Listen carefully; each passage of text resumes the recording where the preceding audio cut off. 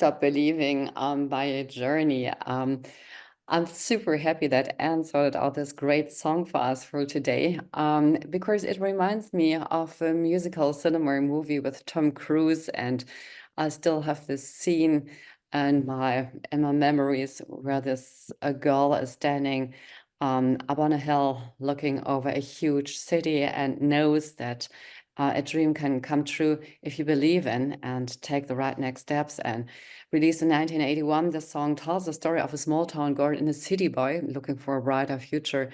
Its lyrics emphasize the importance of holding on to dreams, no matter how tough life gets. And the iconic chorus encourages listeners to hold on to that feeling, highlighting the emotional strength needed to overcome challenges. The song's universal message of resilience has made it to a timeless classic, and it resonates with people facing personal struggles, inspiring them to keep pushing forward.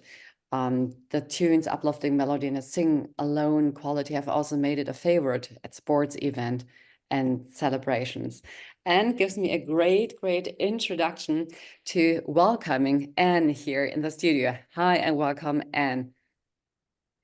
Hi, and thank you so much for having me live here on the studio. We have you live now here from Cologne, is this right? This is perfectly right, yes. So Anne is a really multi-faced personality, and describing you, I think, in a few words, it needs at least a few minutes to get you. Um, um, I will try first to characterize you. Please correct me if I forget something. And started a medical career quite early, and but she figured then out very quickly that it was not enough to her. She always heard and got ideas and was creative with trying new things and having the ear exactly there where it's about the women need this group of people which are over not thought and not planned and not calculated in medicals, new medicine and new medical treatments, where on the other hand, women are around 50% worldwide of the population. And Anne created therefore something which calls Hello Inside. And I'm curious to ask you what exactly it is for the listeners who don't know about that, and where you exactly are, and how you can combine this with your great work at the hospital, and not only for getting medical treatments to people, but also stepping into this really challenging area, of course interesting, but really challenging area of psychosomatic or psychotic illnesses, which is something which is increasing nowadays since many years already. And we will later on hearing more about that when I give you an overview about United States situation about mental health. And therefore, it's interesting if we also talk here with somebody like you who's an absolutely expert about that field. So, and we heard the song Don't Stop Believing. What does it mean exactly to you? I mean, I could make it, could dug it out. Different situation, don't stop believing, and that you find a great methods for the patients, that you get a good medical treatment for them, that world is better with more peace. And what is your connection with the song? Yeah, it's actually funny because Don't Stop Believing is always my karaoke go-to song because I really feel that song. Yeah. And I think it's different reasons. Of course, the title is great. We love the tune. And if you sing that song karaoke, everybody knows it. And it's also a good group feeling then. But Yeah. I personally already love the very first sentences. So I'm just a small town girl. I am just a small town girl. So I'm from a small village Yeah. close to Cologne. And so the song immediately reminds me of my family and where I'm from. And this is just very important to me to always know where my foundation is, where all my trust, all my security, all my Yeah. good experiences with getting attachment, getting really good connections early on. So this is what always comes with the song for me personally, because then I'm just back in in this small town or this village. And then also it reminds me of a lot of nice situations later on I had actually in my career, where we were, for example, with startups I worked, where we were celebrating, where we were all together with the founders, and the song came up, and this was Yeah. always a good connection, a good energy, and it's so much is Mhm. about energy. Yeah. So yeah, this is just all very personal anecdotes, but this is where the song means a lot to me. Mm. You were said you're coming from a small village close to Cologne, is this right? Yeah, this is right. Yeah. So you are, as me, somebody from Rhineland. Oh yes, I think that's also very very important to mention. That Yes. brings a lot of optimism, and I think a lot of hands-on attitude, always looking at the bright side, always trying to find a solution. I think Yeah. that's something, I don't know if you agree, but I feel born and raised in the Rhineland. I This could could describe happen. it better. I often ask, and especially being in Berlin, but also in Frankfurt, how can it be that you are so happy, or how can it be that you're smiling that much? Do you have anything to smile now? Um, and this question is unusual to me, because I'm used to take out of every small little thing something which can make me smile and which can make me happy. Mhm. And I Yeah. think this is also a gift for everybody comes from Rhineland, and um, and has been able to cover this mentality that we, especially as I say, our half glass is always half full, and we Mhm. always look for chances and challenges we meet, and Yeah. these are there to solve them. And I'm very happy that I was born in this area. This is a great, great gift for me, which is carrying Yeah. a lot of my values, how I talk, how I feel, and how I'm behaving against people. Yeah, absolutely agree. And I think also, just as you already alluded to mental health, I think you Mm. can easily get those very nice, very important micro moments of connectedness with people. Yeah, And if you live in an area where it's more usual to talk to someone at a bakery, to smile, to chat with someone you don't know, I think that's just super helpful to not feel yes. alone, and to just, yeah, have a nice, very small moment that still definitely impacts your day and your well-being. Exactly. I've often experienced it that people say, which are going with me away, and they say, "Oh, Anabel, it's so hard to walk the way with you." And I say, "Why? Oh, you're talking to everybody." And yeah, why not? I mean, this is what life is. I mean, I'm seeing people, I'm recognizing something, I give them a feedback, and I don't want to say that I'm a kind of angel or making the world a better place, but I try to make the world a better place, yes. And for me, I see that it makes a difference how you walk through the world. If you are just walking through the world with this face like this, where people are Mm. not interested to talking further to you, or if you're seeing them and you're telling them that you're seeing them and giving each of them an idea that he has a value. And I think this is important, especially in nowadays times. And also for those who are not as lucky as we, being born in the Rhineland where you learn it early on, I think it's also something that's a nice practice, even like a mindfulness thing. It is something where I also sometimes have phases where I'm stressed and head down, and then I always remind myself, like, look into someone's eyes. Like Yeah, if you are in the supermarket, just give them a smile, give them a thank you, yeah, and you will get it back also. I mean, even on a personal life, just text someone a nice text, I had to think about you, how are you, and then it comes back. So I think this is also really nice to just make it a little practice to that really impacts your well-being on a daily basis. yeah, that's right.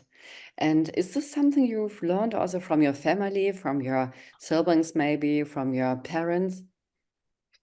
Yes and no. I mean, I have a huge family. I have one brother, but like a lot of cousins. My grandma Mhm. was super important to us. I'm the oldest. from the kids. Yeah, so and then we were like 20 people together sitting on a lunch table every Sunday at my grandma's. Wow. And of course communication was super important. Yeah. Like, yeah, not feeling alone, always space for everyone, bring people. So yeah, definitely coming from my family, always like this very, yeah, maybe even entrepreneurial mindset of like hands-on, go-to attitude, finding a solution, trying new things. Yeah, so this is definitely something I learned from my family, and now I'm in the phase of my life where I embrace that I'm similar to my family. So I think everybody has this. I'm not like my family. I'm much cooler. I'm traveling. Don't want to be a small town girl, and now I'm more like I'm very proud of where I'm coming from, and this is really what made me who I am. It's funny that you're mentioning this because it's same to me, as I was born and raised in Bonn, but then we moved to a rural area in Emsland, to the north coast, where I really never felt home and never felt familiar with. But this coming home, this coming together, this also equal what and where. In the past, I was ashamed saying that I I lived a couple of years in Emsland because I hated this area, and now I made with myself peace with this and say, okay, I mean, it is like it is. My mother lives in this area, and there are goods and bads about this area, and definitely, I could get also the goods out of that. And I think it's important to make peace also with your past. I know people which are always putting the finger in the past. Oh, but it was that, and 2 years ago or 3 years ago. What do you think? Why are these people behaving like this? I mean, it creates so much energy on the past, which doesn't help you for now and for the future. Yeah, I mean, there might be different reasons to it. One might be that you're afraid of the future. You don't know what will happen if you change, for example, because letting go of the past also means to be, yeah, more by yourself, maybe for a time, looking forward, changing, moving on. And sometimes, even if you tell the past was bad, holding on to it gives you also some structure and stability. So in therapy, we really always try to, of course, look at the past, understand, maybe also look at what we would have wished for, what was lacking, but then at some point decide, okay, but we cannot change that. We can try to understand better what was the problem, what was the necessity, but then at some point you have to say, but I'm responsible for my life now, and I'm moving forward now, and it's my future. And there's also this part of self-efficacy, like I can personally change it. And I think that's a very crucial point you have to understand. You cannot change your parents. You also cannot change what they did or didn't do, but you can change what you do. And this is also what I love when you have a good therapeutic process, that if patients, if clients understand that, then there's so much power and energy in that. That's something I really understand. If you have somebody, and I understood that you have some patients also which are depressive, that's right? Yeah, we have a lot of depressed people we are treating, yeah. And I mean, depression is something, I mean, some people say, oh, I'm depressive or in a depressive mood, not recognizing that this is something which is really, kind of, I mean, it is, it needs medication and it's an illness. And just feeling bad for a few minutes, it's not a depression, right? So it's sometimes over, but also sometimes underestimated, as it's a kind of, calling word in a society. Oh, I'm not feeling good. I'm depressive. Would you say that it has changed the recognition of mental health issues over the last year, even during Corona, where it was really increasing? Yes and no. I mean, definitely, I think we talk about it more. We see definitely a rising need as of stigmatization and how open they like to talk about it. I think it's still a really big problem. Going to therapy is not cool still, not like maybe in the US where everybody like has their shrink, as they call it. And on the other hand, what I also see is that a lot on social media, there's a lot of therapy speech.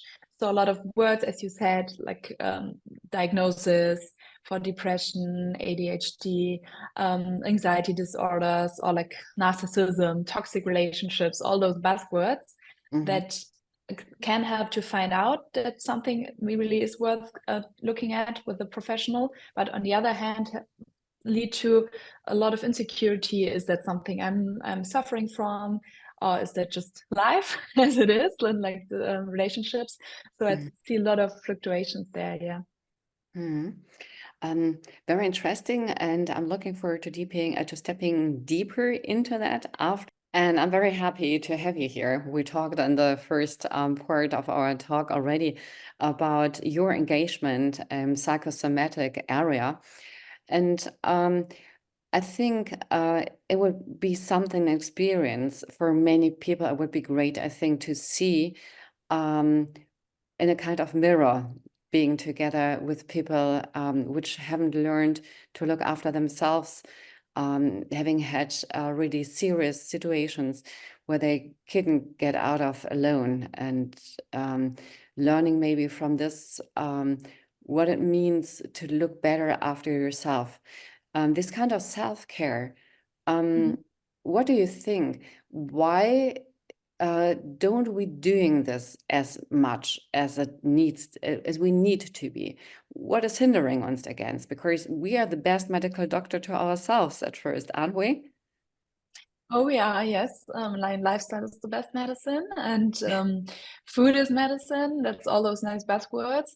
And I mean, self-care is just another very nice word for prevention, and prevention is just not sexy. I mean, never was. It was a little bit more like in the pandemic when everybody understood, okay, health really is our new wealth. This is really the most important variable we have. This is the only thing that counts. But then it's so hard, and this is something I've been working on and with for so many years. It's so hard for most of us to really transfer that into our daily lives on a really long-term basis. We often pick up some new ideas, try new things out, new sports, new diets, some supplements, maybe some mindfulness practices. But then after a few months or even weeks, then it's just like something happens and we are put off it, and this is not continuing. And I think, it's just really also one reason is that we are not so much inclined to change. We really love structure routines, and it just takes a while to build new routines. Some people say it takes a month, some even 60 days. I think it really depends on what routine it is and how you immediately feel maybe a change. But I think this is really why we need innovation, especially in this field, to really get as personalized as possible recommendations and approaches to make self-care really something we want to do and make it also a pleasant experience. I think this is also what's crucial, that we don't have to see it as like a treatment, but really as something even fun to do. Yeah, it's a very important point what you're mentioning, our routines, and to get rid of this or get out of this. And you said sometimes it takes months, sometimes it takes years, sometimes even it won't happen because people are sticking so much in their daily hamster rut. Are there some hacks you could give people to get out of this? What I really love is, I'm usually in general really a friend of like small changes, small steps, and not changing too much at the same time. So I always, first of all, recommend to start change in the area that's easiest for you, not hardest. So if it's sleep, if it's nutrition, if it's movement, if it's like rather social connectedness, then just start the area where you can have the easiest change, and then start with what we call habit stacking. So if it's, for example, movement, you just say, okay, I want to move 10 minutes every day. Then you just say, okay, so I stack that with the habit of getting up, drinking a glass of water, maybe brushing my teeth, whatever you do. And then the next connected part, so the stacked habit is, and then there's my yoga mat. And then I already prepared the mat the evening before, and open up my YouTube channel, my phone, or if I have it in my head, then I just do the 10 minutes and connect that really with my routine that happens. For example, getting up is a good routine because that happens every day. And if it's for like sleeping, then find a wind down routine. So not if you want to sleep at 11 in the evening, don't start your evening routine at 10 to 11, but start it at 10 and stack some habits there. For example, some light changes, some music you put on, whatever you need, and really make it like really integrated part. And that's what I mean, where it can be fun and also like something quite easy to integrate, because it's not, you don't have to go somewhere, you don't have to buy something, but it's just there. So this is really one very general hack. And then if you really are a little bit open to tech, I would definitely say find maybe a tool, a tracker that can help you. Is it for just step counting? Is it for maybe looking into your sleep? And there choose a tracker where you have a pain point. So if you say, I'm sleeping, I'm well rested, you don't have to change anything there, but just look where you could maybe some little tools also to help you, because this is really motivating from my experience for a lot of people. Seeing is believing. So if you see your personal data, see how your changes impact that, this is also something that helps to make a habit stick, really. So no digital twin, but a digital supporter? Yeah, that's a quite good description of how I see innovation and tech. I would say we want to have body intelligence, so we want to best understand what our body tells us. But sometimes it's just not easy to listen to your gut, to do what your body tells you, because we are not used to that anymore. We are not used to getting in tune with our emotions. And also and then we can use tech, we can use tools to really find out maybe what are patterns, when am I most stressed, what happens at those days. So be a little bit like a detective with those tools. It's great that you're mentioning this. Sometimes I think we lost ourselves, and therefore I like that what you said. We don't need the digital twin; we need the digital supporter. No, we need somebody who helps us, but not who takes over. And if we look into this picture, is it digitalization who made us that stepping away from our emotions, intuitions, or is it just the speed? Is it industrialization? So is it something which has been developed over the last 100 years? What do you think? Why are we often so far away from ourselves? I think there's definitely several reasons for it. First of all, as you said, speed, also speed of information, of input, of communication. I mean, even for me, thinking back, like for the pandemic, when I worked and I was in a meeting, I was just in a meeting. And then I was online in a meeting, and at the same time getting messages all the time, chatting with people. So much input.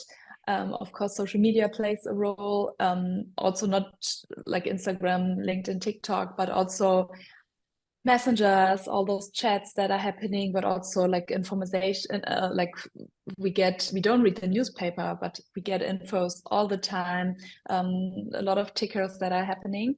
And there's a Harvard professor who coined the phrase, it's like time confetti. So you do a lot of things all the time. And then 2 hours are gone and you're like, what did I even do? And then you're like often frustrated because you didn't do the deep work, the focus, the article, the project, the slide you wanted, but you did a lot of things and even felt like stressed about it. And when you get input all the time and you maybe even your adrenaline, your cortisol levels are high, then the first thing our body does is like, we don't need other feelings. Just be like in a neutral space, no highs, no lows, just keep on functioning. And that's why we need to create more space, like to digest not only like food, but also information and what's happening. And that's why I think it's also super connected. Like I really love to this part of digestion, thinking about, okay, where's all that going that goes in all the day? And how can I really make space for it to even think about it? And then in the next step, feel how do I react physically with it or to it? Yeah, super important.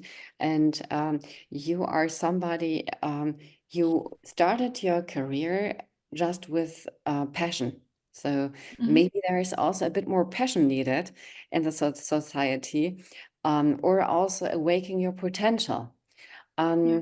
You had very early the idea that you would like to step into health and supporting Mhm. people, going into medicine.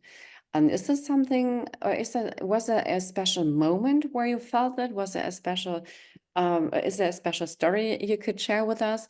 Could you give a little bit of background, Mm. how you've chosen your path? Yeah, so if I'm looking back now, I could say I have the perfect CV that makes sense, all fits together, like the puzzle pieces of like going to business school, then to med school, then combining that with psychology, working in the prevention field for the ministry, then in the startup. But honestly, it was just not like that. So I had so many situations where I was really not sure what to do, where I was Mm, really changing path, where I also had to find a new way that was not there before. For example, mm, like doing my master's and going to med school just because I couldn't decide, and then I wanted to try both, and then the university just had to find out if I can do it, and there was no reason against it. Just or nobody had done it before, and this is something maybe that answers the question quite well. Sometimes there is not your path, your way, mm, your job description there. Just you try to create it if you know that's you need something from different worlds, or if you try to really shape also an area because there's something lacking. I mean, healthcare is a good example. Innovation and change takes ages there. So I mm. found out that a good way for me is to do what I love, work with patients, but not every day in the week. And then the other time can work on projects which are maybe a little bit more speedy and Yeah. where innovation and tech plays a role. Mm, And this was really something that where I had a lot of reflection, a lot of insecurity also if this is mm, happening. And where I yeah. think what's crucial was for me like having mentors and having people like charismatic adults in my life who helped me find out and trying out. And Yeah. then also going back and forth and yeah, just also taking some time to find out if this is the perfect spot, the perfect path. Mm. Um, it's great that you're sharing this with us, also your challenges you had, because we're living in a society where this, for example, shit up day or fuck up is something Mm-hmm. which is not really supported. And failing or failure is something which is not a good habit or not seen as a good habit. So Mm-hmm. that we in our society might have to explain, excuse, try to find a new logic for this. And I liked how you said it. Your story could be written or it could be seen as a really great story of a really tough planning from the beginning. And on the other hand, you shared your insights with us, what I like. Thank you so much. That you had the situations where you didn't know what is the next steps. Am I right? And I think you have a great resource. We talked about this in the beginning when we talked about Rhineland. You're engaged, you have a passion. Um, but isn't it sometimes also a problem or a challenge to have a passion and being so engaged, even as somebody like you having also different interests? I mean, we talked, for example, about karaoke, and I know that I also love that. For many people, this is already too much. I say, okay, can't you focus? Mm-hmm. Is it important to focus? And what about these other interests? I mean, I think you know, same as me, that it's sometimes hard to say, I wish to doing that, but I can't. Mm-hmm. It's definitely important to focus and also to really always reflect on, okay, what is my focus in life now? Even like personal life, health can be focus, and then work, career, profession comes next. I think, for example, if you're an entrepreneur and you build a company, and we Mm, alluded a little bit to also what I did before and founding Hello Inside. I think if you're in an early stage of a company, focus is the most crucial thing you can do. You cannot do too many projects. You don't have money to do it. You don't have resources. You need to be really laser sharp and focused. And then it really is also important is if you are a person that really is so much into one thing and down and really loves that and really loves that one thing and puts all the energy in, or if you need some different projects, are like the person who likes to connect people, network. So I think that's also really a personality thing where you really need to find out what works for you. Yeah. But as you said, of like you cannot do it all. I mean, what is it? What Hillary Clinton said? You can have it all, but just not all at the same time. I think that's definitely appropriate. Yes. And saying no, that was for me the biggest and the most crucial learning I had, because I used to get all the energy out there, and that at some point I was like, okay, there's not so much left for me. And that's Yeah. also why I made some of my decisions I alluded to, I made based on this, because I wanted to be like really in line with myself, really do what I love and have my passion and have it, have my energy not super empty every single day. I think that's also crucial. That's not what we need to have a successful day, like just being too tired to move, but really have also energy left for my social life, for my family. And that was a crucial learning. And I think that's also something where I'm still often failing in the art of saying no. But at least I know that this is really something where I need to always be very reflected on. And the time is running, unfortunately, much more than I thought. So we need to have a next time. And of course, we need to meet personally. Could you give us maybe one sentence about your Hello Inside? Because such a great startup you created, just for our listeners, the ones who are here, just 1-2 sentence that we know what we can expect if we're interested in that. Yes, Hello Inside is a startup that focuses on metabolic health and especially on glucose management. We use those CGMs, those continuous glucose monitors you put in your arm, where you can in real time, 24/7 track your blood glucose. And I personally think you have it on your upper arm and put it there for 2 weeks. And I personally think that glucose will be one variable we will all be very familiar with in the next years, which will be like measuring our pulse, etc., because blood glucose is connected with everything we do, with how we sleep, how we eat, how we move, and gives us this very personalized feedback, what we talked about. So everybody is different, and glucose is this very exciting marker, especially also for women, where like the hormones, the cycle also impacts the glucose. That's what we put in focus and build a platform around it to really become an expert of your own body. Yeah, great. Thank you so much. And looking forward to hearing more from you, to talking again to you. And thank you for being our guest here in this show. And now we can hear maybe a bit more of your favorite song. And after the break, we will step into a very interesting result of a survey. Thank you. It was great. Thanks for the great questions.